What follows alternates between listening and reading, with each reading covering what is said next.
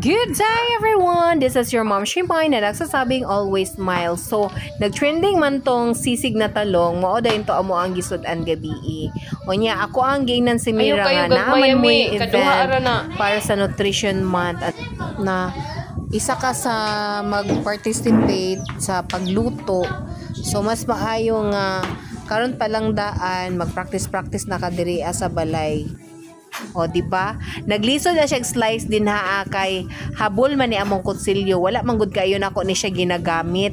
So na ako'y ginagamit nga kutsilyo pang everyday use dito nako pero katong green ang handle. Kani siya kay pang aesthetic man ni, pang kuan na unta ni siya pang display sa kitchen. So naabot na ta sa knife. So after na niya gi-slicing ato kagagma, iyan na po na siya gi-slice paingon ana. Sama aning butang nako sa butanganan nga color green niya. Gibutangan nako og tubig kay kabalo baya ta nga ang talong is maglagom gid na siya, di ba? So after ni Mira na slice tanan talong amo ang lutoonon, gibutang na niya tanan unya amo na day siyang gihugasan unya gigamitan na mo siya grainer kay para dry ang talong para pag prito is dili siya gatubig-tubig. Oh. Gihugasan niya na og tarong. Anak ko ikaw gid mga mut anak mi kay para puhon pag kaya na gid nimo magluto og ikaw ra. So expert na ka. And then mo ni gisagol dayon na mo ang crispy fry. Ginan nako sa iya nga mag-mix na kag pang-coat nato sa eggplant kay nag-follow raman good me sa uban kuan mga vloggers sa video nga. Nga naon ra siya then. Gisagulan dayon na mo og isa lang ka itlog and then problema ani is wala niya natansya ang tubig. Pero sige lang kay first time pa man pud niya gyud nag gama og mga ingon ani nga lutoonon. So ana naman na siya gluto pero prito ana mga kuan lang mga pangmadalian. So kani siya kay need maguni siya preparation then ay step by step. So kuan gud ni first time pa gud ni niya. And then yun ko sa iya nga mag-slice na pud daan og lamas, may gani kay naami atsal. Nga naon dayon na siya pagkagagmay kay sisig baya.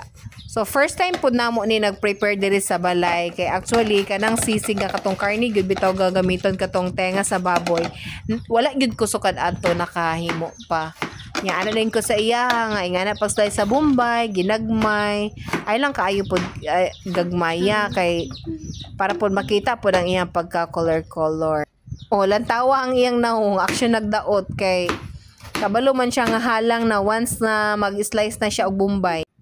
After ni Mira nag-slice og mga panakot nga isagol sa sisig nga talong is gibutang na niya sa katong mixture nga katong bitong crispy fry with egg and water. So nakita ninyo na daghanan yun na siya water mo nang nalapsaw. So moto nga naka-decide ko nga dugangan na lang nato crispy fry. Pero kani siya wala na lang ni siya gisagulan og paminta og kanang asin, vitsin or magic sarap. Kay di ba timplado naman daan ang crispy fry mo to niyon ko nga Mira pagbutang na lihog oil kay para maprito na nimo ng talong dinhaa. So niyon ko dugangi pag gyud siya gamay. Unya kay init naman ang mantika, it's time na para iprito na nato ang talong. So kayangan ato na siyang buskagon aron dili magkumpol-kumpol para mura gyud siya bitaw sisig gyud siya lantawon. So ni golden brown naman, need na nato na siya kaunon.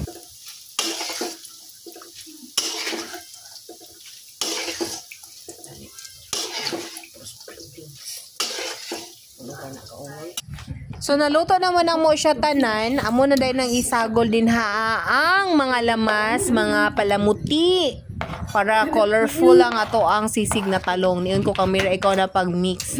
So, after ana nga nasagol na siya tanan, pigaan na niya dayon og limonsito kay kani siya amo ra maguni siyang sudan. So, inato ra gud gihapon ni siya nga mga timpla unya. Dili baya ko haser magtimpla og mga sisig-sisig pero dai nakaingon kog for the first time ni kaon kog sudan nga naay buhi nga bombay nga giapil na kog kaon nag-ingon jud kog kalami ipulutan pero bawal naman ta sa mga alcohol kay ang atong mga internal organs kay dili naman gyud siya gahappy kung naay mga masaag nga mga alcohol. So ningon ko nga isagol na ng kuan mayonnaise kay lami na gyud kaayo siya, very humot na gyud siya og very watering na gyud ang akong mouth ani nga sudan, promise.